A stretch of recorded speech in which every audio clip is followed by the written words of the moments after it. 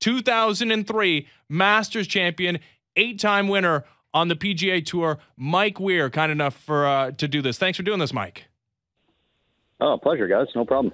So what is this week like for you? Obviously, there's a lot of media commitments. A lot of people want to talk to you. Does that get annoying? Is it pleasureful? Like, what is this week like for you? Tell the media guys if it's annoying. Be true. Just tell the truth.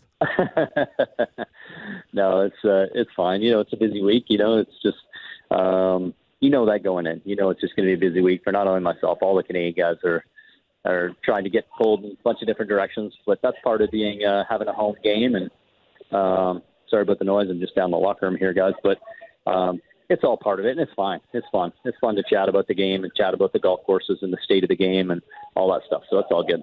Okay, hopefully, because we know you have a million media commitments. Hopefully you haven't been asked this question.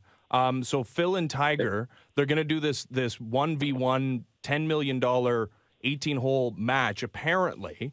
I want your opinion on that. And then we were thinking about you, who your opponent might be in such an event, Vijay Singh at Glen Abbey. How do you think about that? Well, let's see. The first part of the question is, I think, Phil and Tiger, I hope they put up their own money. I think that'd make it really interesting if they were doing that. I don't know if it'd be watch TV. I mean, maybe 10 years ago, maybe a little bit better. But I think it'd still be kind of intriguing. But if I was to have one match myself with somebody, that'd be interesting. I get the VJ analogy from here at Glen Abbey. That'd be kind of fun. It might be Phil myself, because Phil and I grew up. We're the same age. We played college golf against one another, both left-handed. I played him in President's Cups, a lot of President's Cups. Played a lot of matches against him. So we have our own little rivalry going. So.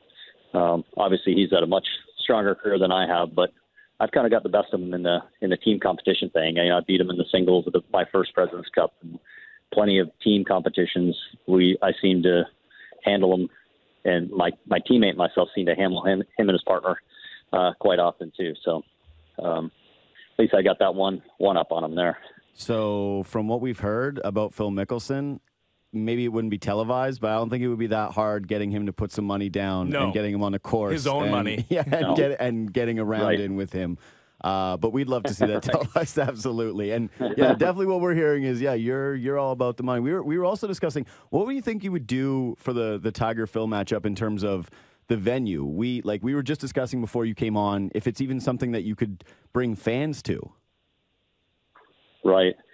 Yeah, venue. I wonder what would be great to do it on an iconic course, like you had it at Pebble Beach or somewhere where they both had good success, to do it at like Firestone where Tiger's won 8 times or something. That might be, he feels pretty comfortable around there. You'd have to have some neutral venue where they both feel good and both have had success. I think that'd make it pretty intriguing. Where that would be, I don't know. I think Pebble Beach would be pretty awesome to see him go head to head, come down to that 18th hole, 17-18 at Pebble Beach in a tight match. That'd be kind of fun. Yeah, that'd be awesome. So I'm taking it that you watched that incredible final round at the Open. Of course, Tiger ends up charging, holds the lead up at the top alone, I think just around the turn. Obviously loses it, but still ends up really high up on the leaderboard. I wonder where you think he's at right now with his game. I think his game looks great, and it seems like every week he plays, he's in contention, he's right there. So to say that 6 months ago would have been hard to realize that he would kind of get it back that quick, given where he was, not only with the injuries, but, kind of the state of his game. His short game was kind of been more the short game than anything else. His short game was kind of in disarray, right? Chipping and bunker shots. And, he was really struggling. And now that stuff looks so sharp and back to normal that that's really impressive what he's been able to do and overcome, not only physically, but mentally to get past that. And I think he's doing great things. I think he's going to win. He's on track to win. He's put himself right there. And I think once he wins one and gets that feeling again and the door opens up for him, could be heads up for everybody. It's interesting, though, that his playing partner won the thing, right? Francesco Molinari was so solid well, for the last 37 holes, didn't make a single bogey. And it got us thinking as to whether the Tiger effect on the field, if it ever existed, if it exists now. I mean, you played during his heyday. You won 8 times during the peak Tiger era. Do you think it existed? Yeah. Back then? Yeah. Yeah, I mean, definitely it was an effect. He had an advantage over. There was only a few guys that had his horsepower. There was Davis Love who could send it out there pretty good, and Couples was a notch behind that. John Daly was long. There wasn't that many super ultra long players in his heyday, and now there's 70 of them. So that's the difference. That a lot of the guys haven't. That's one factor. Now the guys aren't intimidated by that power factor where he'd go around in 18 holes of golf and have 3 or 4 gimme birdies if he drove it in the fairway on a par 5, because he'd have a mid iron in, where the rest of us were maybe a 3-shot hole or having a 3-wood in. So that factor's, leveled out for a lot of the field. And then a lot of the guys haven't played with him, and that intimidation thing is, probably not there. So that factor. So the game's just changed a lot since, I guess, when he was at his real peak. So we got the Canadian Open at Glen Abbey this year. Maybe the final time at that golf course. Obviously, some historic moments won by Tiger Woods.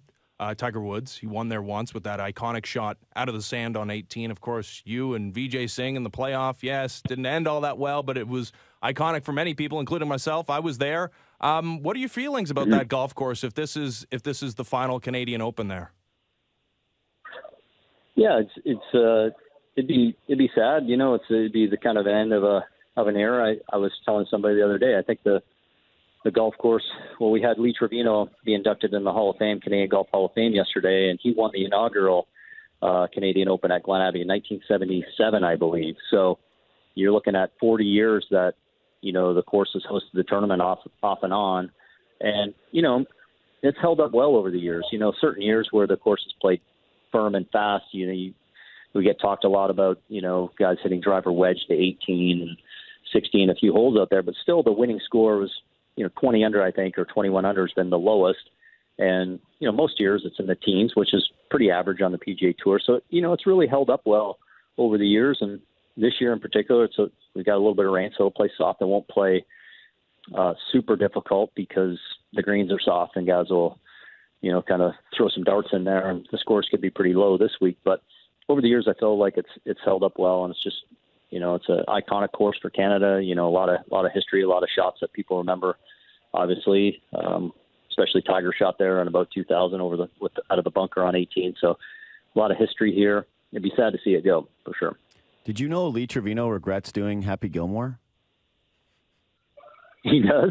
Yeah. He said so that. many swears. Yeah, really? he said that he was not aware of all the cussing that would be going on in the movie.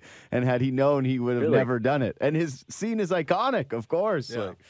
He only has one line, but it was what a line. What a line. One line and a head shake. Yeah. So multiple head shakes. I remember the head shake. Yeah, I remember the head shake and then looking at him in disgust, kind of walking off. Yeah. Little did we know that was real. Yeah. that was really how he felt about it.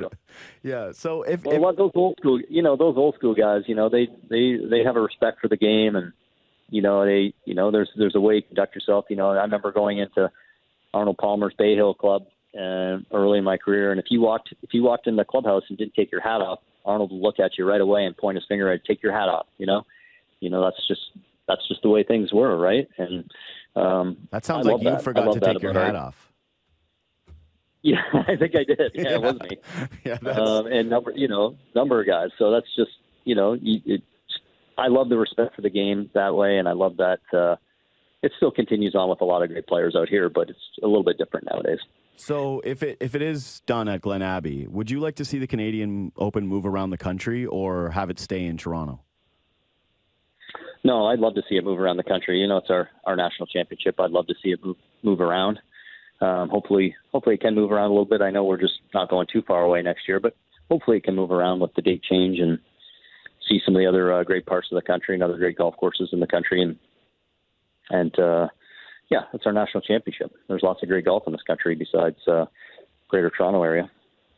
So what do you do with your green jacket after you've won it? Because I think you get like a week leeway where you can wear it around public appearances. I know you dropped the puck at the Air Canada Centre wearing it, but it's not like a Stanley Cup championship ring where you can just wear it daily, right? Like, where is it right now? Right. It stays at Augusta National, so it's there. It's in my locker, and when you're on site, you can put it on. But yeah, it's after the first year you win it. When you go host the dinner the following year, when you're done the dinner, they, like Mr. Weir, hand over the jacket. You can't leave with it anymore, so it stays in your locker for when you're on site. A lot of pressure for that year not to, stain it up or something. Got to be very careful.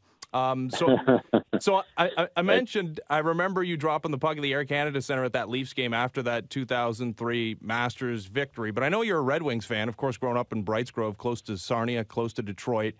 I mean, there's two teams headed in kind of opposite directions. I don't know if a lot of people know that you're a Red Wings fan. Like, you're well within your rights, I think, to switch allegiances right now if you'd like to. We'd like to open the floor for you now to say that you're a Leafs fan. Well, I appreciate that, guys. I know you're looking out for my best interest, but there's no chance. Yeah. There's no chance. I will say that, we are in rebuilding mode, and, things haven't been good the last few years, and Toronto's on the, uptick for sure. But, you had to steal a Red Wings coach and, get him over there to turn things around. That's okay. That's the way the world works now. I get it. But it's got to be an exciting time to be a Leafs fan for sure. They do look great, and I'm sure this year will be exciting. I mean, I'm not that much of a diehard fan that it's like I'll never root for the Leafs. If the Red Wings are out of the playoffs, yeah, I want to see them do well. Was that ever a decision for you? Like, did you have to decide to be a Red Wings fan? No, so when I was a kid, Sean Burr and Dino Ciccarelli were from Sarnia, right? And they both played for the Red Wings, and they were good friends of my older brother Jim. So those guys were around the house. Sean Burr was a good golfer too, so I played, even though he was 10 years older than me, I saw him on the range. I never played with him because I was just a little punk kid running around, but he was a good golfer. So then when he got to play with the Wings, that's how it all started, was the Sarnia connection with Dino and Sean. Last one before we let you go, Mike. Where's your game at? What are your goals going forward as far as your golfing career? My goals are to, the rest of this year, just I'm going to play this week, next week. I'm shooting some good scores again. I'm feeling healthy again. I'm having no injury issues for the last 6 months. I've been really feeling good. So I just want to finish off the year strong, have a great week this week, and kind of parlay that into the end of the year. And the next year I'll play, a pretty full schedule on the web.com tour. And, there's top 25 there, get into the PGA Tour the next year. If that doesn't happen, the other scenario for the next year is I'm going to be 50, after that. So I can play the Champions Tour, and I have full access out there on the Champions Tour. So best case scenario would be, sure, to get my PGA Tour card back, but the Champions Tour is right there, and that would be fun too. Yeah, and Phil's going to be 50 too, so you guys can go head-to-head on the Champions Tour. Right there. Yeah, exactly. I'd love to see him play out there. I don't know if he'll play out there right away. He might play some of the majors and stuff, but there's a good class. Ernie turns 50 that year. Goose turns 50 this year or later this year. Jim Furyk, same age as me, he turns 50. So there's a bunch of us that year in 2020 that turned 50. So we're looking forward to seeing that. We're also looking forward to, after maybe Phil's done with Tiger, that 18-hole match, him and you, head to head. Maybe with one final. Money on the line. You guys line it up. Yeah, your own money on the line. That's what we're trying to do right now. That's what's going on. Do it. Mike, do it. Really appreciate you taking the time. Thanks for this. That was awesome, Mike. Thanks. Yeah, no problem, guys.